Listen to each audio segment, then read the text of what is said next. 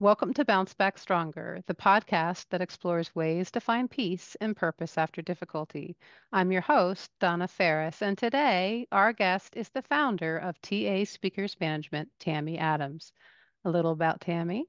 Tammy is a speaking events professional from Canada's West Coast with a remarkable passion for meaningful causes. When COVID-19 struck and the events industry experienced a major setback, Tammy dusted herself off and founded TA Speakers Management, a boutique speakers agency that collaborates with transformational keynote speakers and thought leaders. This pursuit allowed her to pursue her passion of sharing life-changing stories vulnerably and meaningfully. Tammy, thank you so much for joining us on Bounce Back Stronger. I'm so grateful to have you on the podcast. Thanks so much, Donna. I'm so happy to be here. I absolutely love the podcast and what it represents. And I'm excited, to just lend some stories and some journey of my own. Well, thank you so much. And we'll just start off, with the COVID-19 story and how you started your business. I think this will be very helpful to a lot of people who face difficult times in their business and their career and how to overcome them. Yeah, for sure. So happy to talk about that. So, like many during COVID-19, unfortunately, I lost my job. So, I was an agent for a large agency representing speaking talent. And you just can imagine the first thing that goes during COVID is meetings and events, i.e., speakers. And so, working for a small business, totally understand that, they had to make decisions. And unfortunately, a big chunk of us were let go. So, that was quite devastating, not going to Mm. lie. Definitely, I think, an interesting thing about life is it's not planned. So, everything could be going so good. And then something comes along and you're like, life is life, as I say. That's what I like to say, anyways, when these Yeah. things happen. And had the best year yet. And then was really on this beautiful path and vision for myself of going to have a kid and going to do all that stuff. And then life had other plans. And so unfortunately lost my job. But in terms of like how I got into being an entrepreneur and aspiring and doing my own thing, the reality is it's so interesting that this is what I do now because for so long when I was working for others, I did always feel I was meant for something bigger. Like I just had this feeling in me that I was meant to do more, but I didn't know what that looked like. On the flip side of that, I never thought entrepreneurship would be a thing because to me, entrepreneurs were the people that I worked with and represented. That was them. They were something extraordinary, which really they are wonderful, not going to lie. They're amazing and they have special skills, but they're just people too. But I had not seen them as that. Like I couldn't Mm. see them as people. It was like they had something extra that made them be able to do their own thing and build Mm. their own. And so it's really interesting that this is what I do now. And so I think I was actually in denial for a little bit. Like I was like, I don't want to work for someone else, but I'm not going to commit to doing my own thing just because, fear. Mm. But then of the unknown and of the new and starting over, I had been at the agency for 10 years. Like that's a decade of doing something that every day and all Yeah. of that. And so none of us like change. And but then through the encouragement, I have a beautiful community. So I say I never got here alone. Definitely the people in my community, the support, the people around me, my husband, the other speakers that I worked with, all of them, they really just kind of stuck by me and encouraged me and reminded me how awesome I am and that I can do it. Sometimes we need that, right? We need that Hmm. extra encouragement. And we can get in our heads. And I always say your mind is a beautiful thing. It is also a very dangerous thing at times. And they encourage me. And then honestly, little by little, it's so funny because I was reflecting on my journey the other day. And I'm like, how did I do this? Like, it was like, how did I possibly get here representing 8 speakers, really making a difference in the world, so many other things, bringing on team members, making it a women enterprise, and just all these things. But it's those little steps. It was like, okay, I'm going to focus and do this now.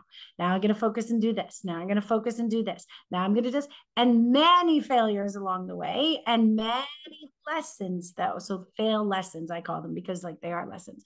I would say like courage came from my community, really just kind of working on my mindset. And anybody can do anything they want. They just have to really put their mind to it, strive for it, and have opportunity, which I did because I do recognize that I had opportunity in the moment as well. And it sounds like you also bit it off in smaller chunks too. I think it can feel very overwhelming, but it sounds like you took it one step at a time a little bit too. Oh, totally. I mean, I had moments like in December, I was really burnt out. I was, no, I wouldn't say it was like fully, but I was on the verge of burnout and overwhelmed. And some days I still feel, today was a little bit of a day where I was like, there's a lot going on. It's okay, focus, Tami. Like it's a Yeah, lot of self-talk and mindset work that you have that's to really do. Like a muscle, your mind is a muscle, just like anything else, right? You have to look at it as a big picture, especially as an entrepreneur, because you need to know where you're going, but then you need to just kind of focus and narrow in on certain things. So, like example, website, getting a really good website done took 6 months for me. I had a temporary, and then over time I can work on this. Whereas if I looked at it as this massive project, I don't know if I ever would have even started, but I was like, okay, little bit by little bit. So it's like taking it in little chunks and taking life in little chunks and just doing our best. I mean, mindset is the biggest thing that I have learned and focus on the most, because it is the most thing that we have the most control over. And it really can change perspectives and help you suffer less and get through yeah, many yeah, different things. yeah. I definitely would agree with that. And it's interesting because you went through a transformation, and then your focus is on folks with transformational stories. Can you tell me a little bit about some of the speakers and how you found those speakers? What do you look for in a speaker?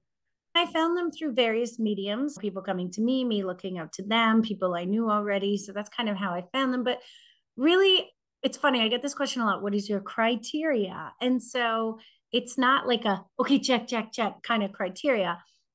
I'm a big believer in instinct and intuition. So that's a big part that I use as well. I know it sounds fluffy for all the data people out there, but I would say for me, definitely a mix of intuition and gut, but also really looking at how are they going to transform the audiences? Like what are they Mhm. going to bring? It shouldn't be about just the keynote spot. It really has to encompass the whole thing. And because I come from an event planning background as well, I have that creative mindset to be like, how can we integrate the speaker, and what is the transformation that you want to see in your audience, and how can the speaker make that happen more? So I really look for people that are going above and beyond, that are very service and value oriented, that are, this is going to sound funny, but a good, decent human being, good values, good goals, good outlook on life, and the difference they want to make. That's really important to me. And I have a soft spot definitely for entrepreneurs. I have a soft spot for the tragedy triumph story, because I think that's where the greatest learning happens, is in Mhm. those failures. I saw a quote recently in a book I was reading, and it was like, yeah, like you can't learn without failing first. Mhm. So I Yeah. thought that was really interesting. And it's also obviously a big factor is their ability to engage a crowd on stage. We have an elevated level of speakers. They are the pros. So definitely looking at their stage presence and their ability to engage and their ability to customize too. That's really important today. In the past, clients might have been okay with just being entertained by a keynote if that was the purpose. But now it's like we want to be entertained, but we also still want to have those tangible takeaways, because nobody has time to just sit around and be entertained anymore. Like there has to be something that they can Mm. easily draw out. Makes a lot of sense. I think coming back to you want to have somebody that's been through a difficult time and that's how we learn. I think that's the only way we learn is if we're broken open Yeah. enough to learn. And I think that's where your speaker can share their learnings and other people really get interested in the story and will listen. I think that sounds like that's what's happening. 100%. There's a huge focus right now on that authentic, genuine human connection story. Like the number one thing that we hear the most is, you're so real, you're so honest, you're so human. Like Mm. they love that about our speakers. We hear lots of other great things too, but I would say one of the biggest is like that they're just relatable and they're human. And it's that element where people can see themselves within that person and see their own journeys and take their own skills and tools from it. But yeah, it's been a big focus. So it's a very important part of what we do for sure. Excellent. What are some of the biggest challenges you faced in starting your business and really in this business of speaking? I love this question. Which one do you want? I have to go back to the mindset. Like I know I keep talking about it, but that has been my biggest challenge. Mm, I've had opportunity. And what I mean by that is I recognize that not everybody has the same opportunity as others or is in the same situation as others. You know, I don't have kids yet. I had a husband that supported me. So I had some opportunity that helped.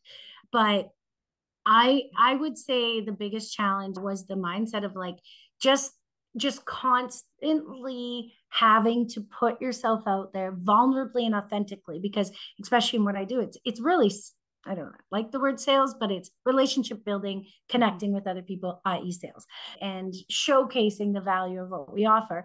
And to constantly do that, even as an extrovert, to people that may ignore you for a while or you may not hear back, and you're just like to constantly do that, it really takes something because it's like you have to really have this good mindset of like you're offering value, you're not bothering because you're giving them something that is worth them knowing because you know the impact that the speaker is going to have is literally going to transform their people, and you just have to get through the noise. So it mm. really takes a lot of self-confidence and self-work and mindset work. So that's been the biggest challenge, and I think that's why I was burnt out in December. But into the new year, I started doing like confidence building things like 30-day challenges where I would challenge myself to do a task. One of them was really fun because why not make it fun if it's going to be a challenge? And so one of them was actually to learn a new person's name, one thing about them, and where I met them for 30 days straight. And Wow. I could write it down, but I had to remember the next day. And I actually did it, but it was so cool because I got to connect with people as well. And my husband's like, are you going to just like turn to someone at a coffee shop? I was like, yep, can do it right now. And I literally turned to someone. I was like, hi, like, That's awesome, hello. though. And then I told them what I'm up to. And I said, tell me something about you. And they laughed. And then I learned that they're like an animator. It was so cool. And then I remembered their name. And now what I find is like, I'm way better at remembering people's names, but it's also the commitment because not every day is easy to do it because you might get busy or forget and come up with excuses. But it was this commitment that built my confidence and a bunch of other things. I think challenges will always come and we will Mm. always have to overcome them. And we will always figure out ways and we will always learn something new. But if we ourselves, like if we can take care of ourselves, and that's another thing I was not doing, Donna, I was not taking care of myself. I was working extra way too long. I was burning myself out. But the reality is, you cannot be your best self if you're not at your best. When I recognize this need for self care, I really made that a priority. So now it's a priority, and I have very strict regulations on how late I'll work, regardless of the work. And it sounds interesting because then you almost get this what's the word? Business imposter syndrome. This is going to sound funny, but Hmm. like I had people being like, oh, you're an entrepreneur. You must work till like 10 o'clock at night. You must work all weekends. And I'm sitting there like, no. But then you almost feel guilty that you don't. It's such a weird thing. Yeah, it's funny you said it's like an imposter syndrome. And what I just heard recently, I think it's that imposters do not have imposter syndrome. I love that line. Ooh, I Isn't like that, that. I think we, I never that. isn't that a good one? Yeah, that's Um, a good one. and I think because when you are trying to achieve and you are driven, in a passion project, you can get imposter syndrome. And I think it's just really important. It's, part of your mindset is to maybe take that one in too. Imposters can't get imposter syndrome. We get it because we care so much about what we're doing That's a good one. and we don't believe in ourselves in that moment. So, I um, really like that one. And I think just to go to other challenges, I think another big challenge was just doing it all. That is yes. because you're so divided and like you have to do it all. And oh man, there's some things I really don't like. Like, I really don't like doing the financial administrative stuff. Process and systems was not my forte, but you learn. And I actually love doing standard operating procedures now because I'm like, ooh, my brain on paper, so I don't have to repeat myself 10 times is the best. Probably the second biggest challenge, yeah, was definitely doing it all and just being so divided in that overwhelm and time. Time Mhm. is a big challenge. But then that led me to read some business books, which have been literally life changing for me this year. And that led me to hire a coordinator and to hire a salesperson in addition. So that's just very new. But, it's been really beautiful to see other people want to be part of something that you've created. Again, you're like, how did I do this? But to also get help and know Yeah.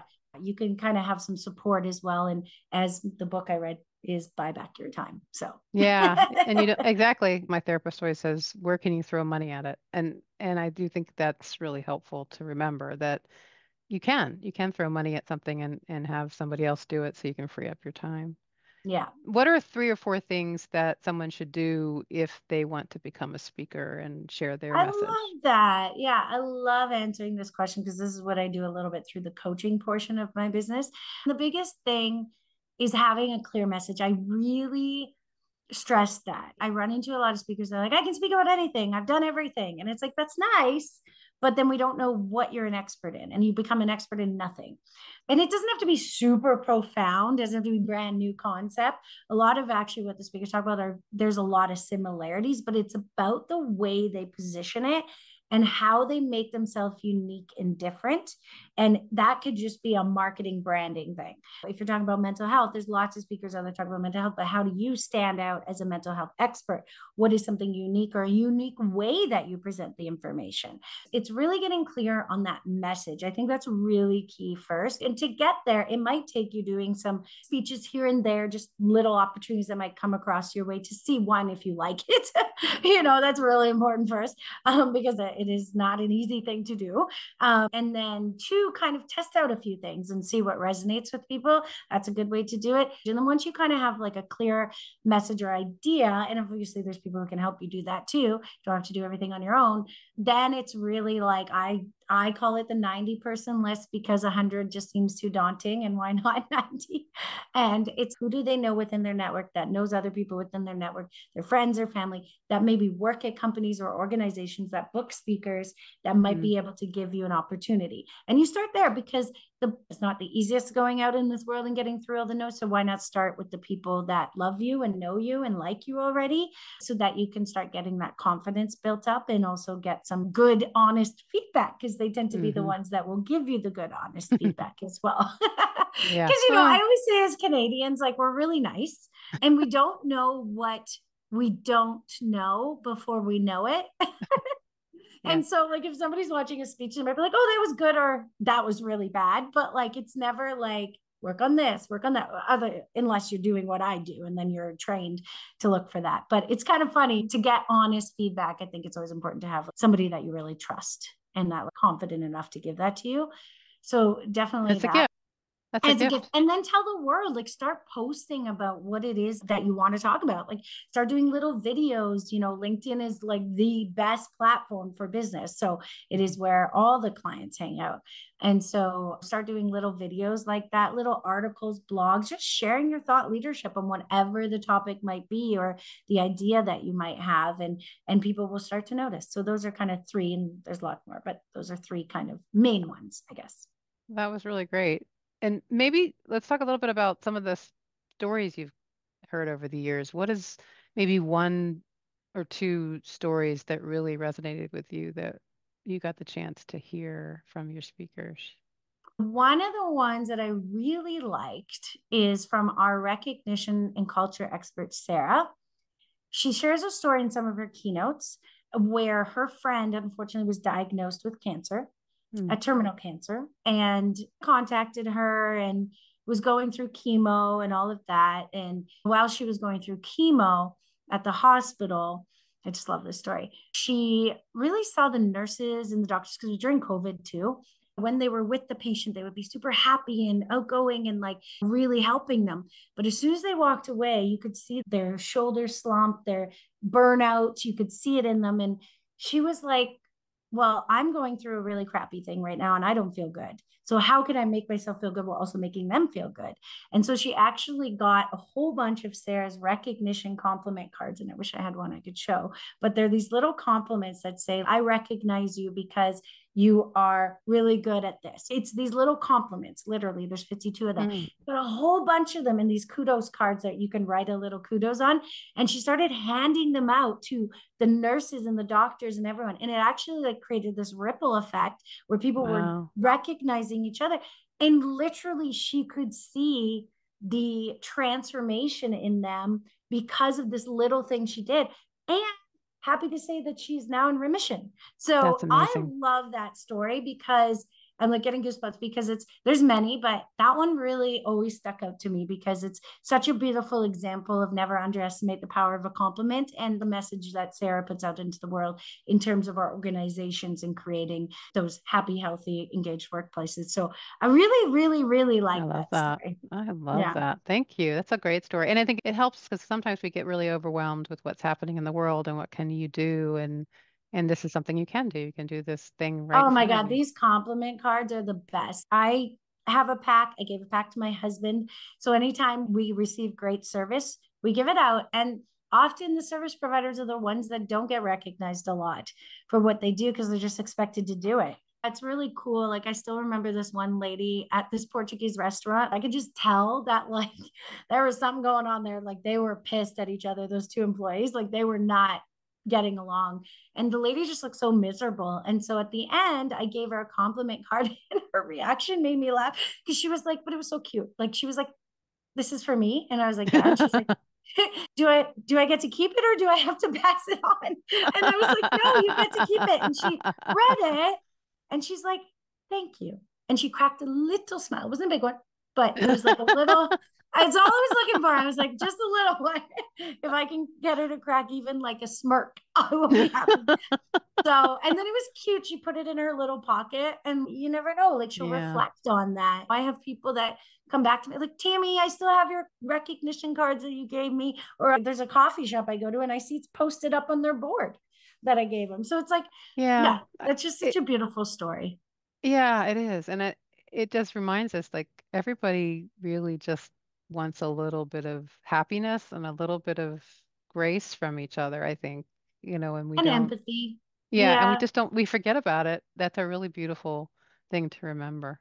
Yeah, I think there's a little bit of an empathy shortage in the world. Yeah, And I think it's just because of everything that's going on. It's like you constantly get knocked down and constantly negativity. Well, what's going to happen is your empathy is going to go down, right? So, yeah, it's one of yeah, those things where I think it's just a beautiful way to bring more empathy. And I think that's why that transparent, honest kind of yeah. message really resonates. It's because it's like showing empathy through your own story for others and what they might go through, right? Yeah, and it comes back to your mindset too, that you were talking about earlier, that you need to work on your mindset, and that's all internal. The way we It's take what we take in and how we process it is all up to us. I will tell you, I have seen, I don't even know. I stopped counting because there's so many speeches that I've seen in my life. And the number one theme when it comes to thriving and surviving is it's internal. It's not external. You don't get it from out there, you get it from in here. We just have to constantly remind ourselves and work on that. Yeah, I call it the mind game. I'm just finishing a book that I'm publishing now, and there's a whole chapter to it, the idea of the mind game, that you can really decide how you're going to respond to any event. Not saying that it's easy. All of the things you talked about, you have to do the self-care and you have to do all the other stuff Yeah. too to make it possible that you can do that. But it really is a thing that you can control on a good day. I go back to when we learned to walk. It wasn't easy. We Yeah. had to do it like 200 times before we even got it right. And even then, we were wobbly and funny looking and like unbalanced, like, right. But then we learned it, right? Hmm. Nothing is easy. Nothing worth it is easy. And I know that's like so overused and said, but it's so true. It's like nothing is meant to really be easy. And then when you get the things that are like, easy, it's probably because you've been through something that's not as easy. So to you, that's easy. Yeah. And you have And to you know, practice.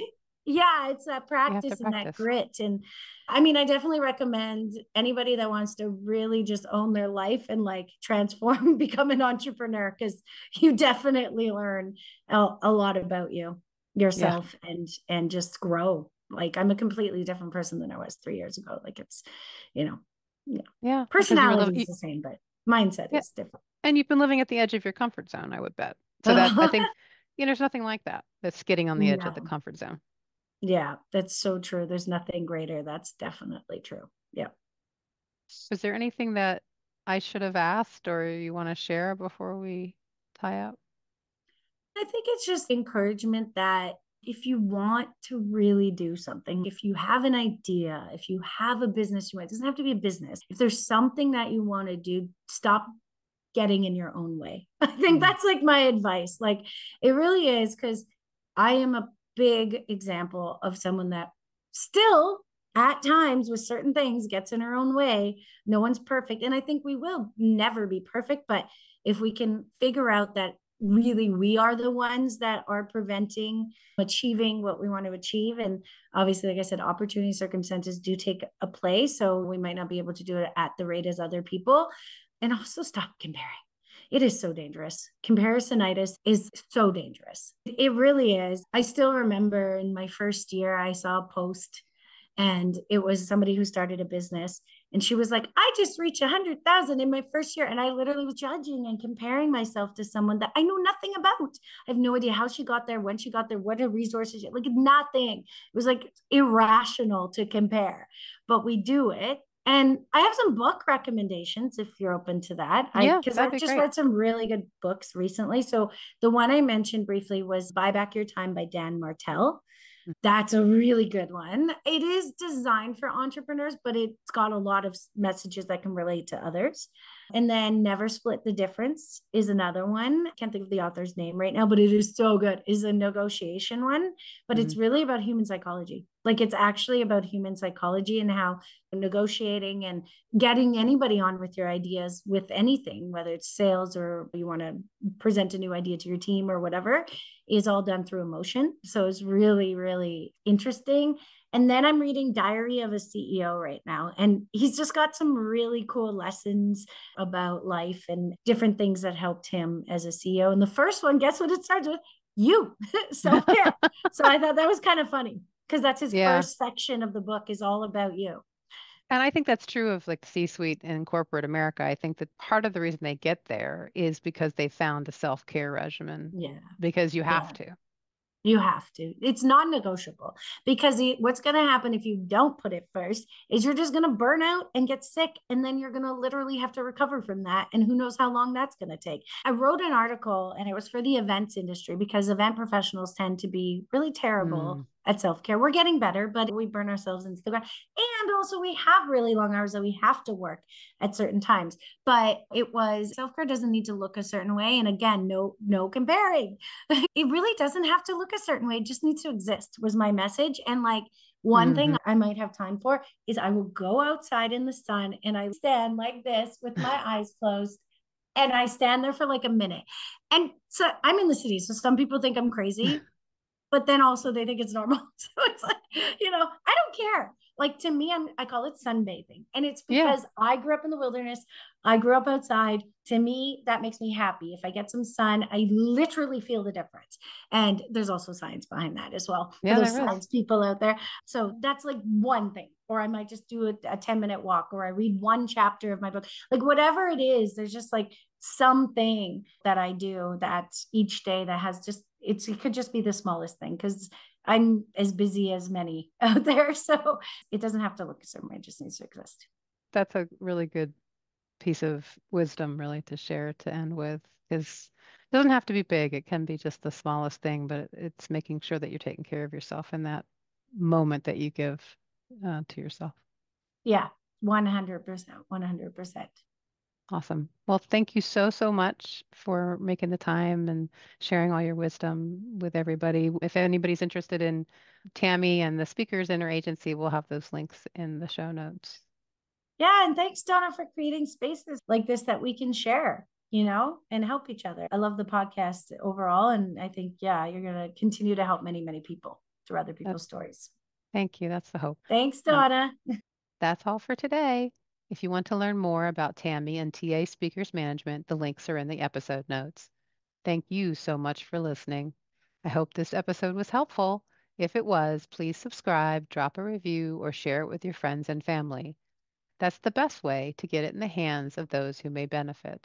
And if my daughters, Sienna and Sylvie, are listening, I just want you to know how proud I am of you. And I love you so much. Bye now.